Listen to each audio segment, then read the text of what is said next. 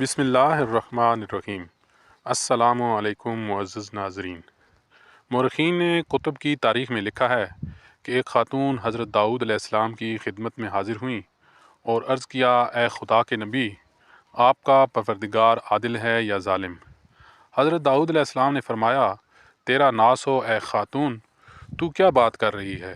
رب تعالیٰ تو سراسر عدل و انصاف ہے، وہ ذرا برابر بھی کسی پر ظلم نہیں کرتا۔ پھر اس سے پوچھا کہ تم ایسا کیوں کہہ رہی ہو؟ تمہارا قصہ کیا ہے؟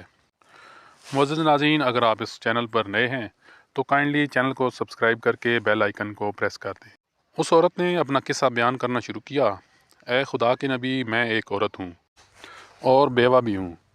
میری 3 بچیاں ہیں جن کی پرورش میں اپنے ہاتھ سے سوت کاٹ کاٹ کر کرتی ہوں۔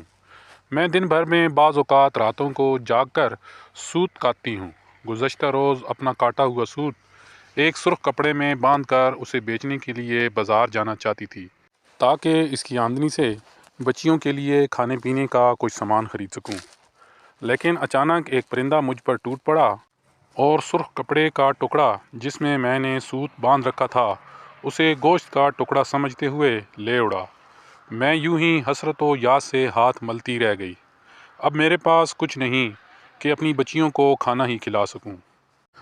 ابھی وہ خاتون حضرت داؤد علیہ السلام سے اپنی داستان بیان ہی کر رہی تھی کہ اتنے میں آپ کے دروازے پر دستک ہوئی۔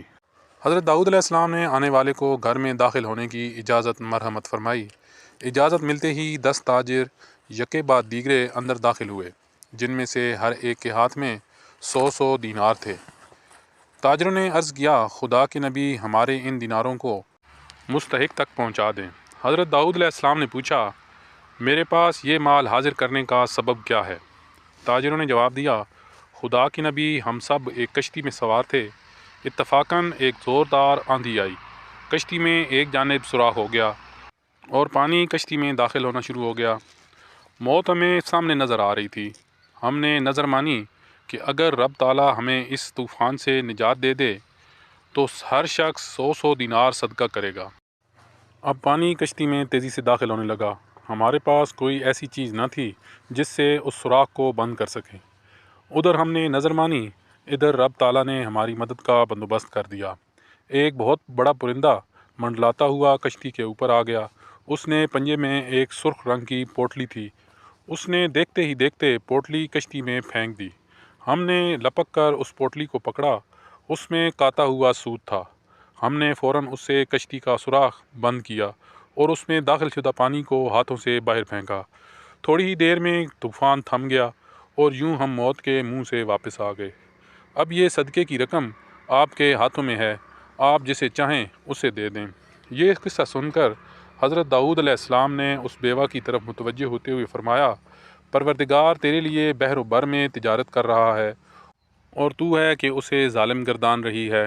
پھر آپ نے وہ دینار اس خاتون کے حوالے کرتے ہوئے فرمایا، جاؤ انہیں اپنی بچیوں پر خرچ کرو۔ امید کرتا ہوں آپ کو یہ ویڈیو پسند آئی ہوگی۔ اگر یہ ویڈیو پسند آئی ہو تو کائنڈلی چینل کو سبسکرائب کر کے بیل آئیکن کو پریس کر دیں تاکہ اس طرح کی معلوماتی ویڈیوز آپ کو ملتی رہیں۔ شکریہ۔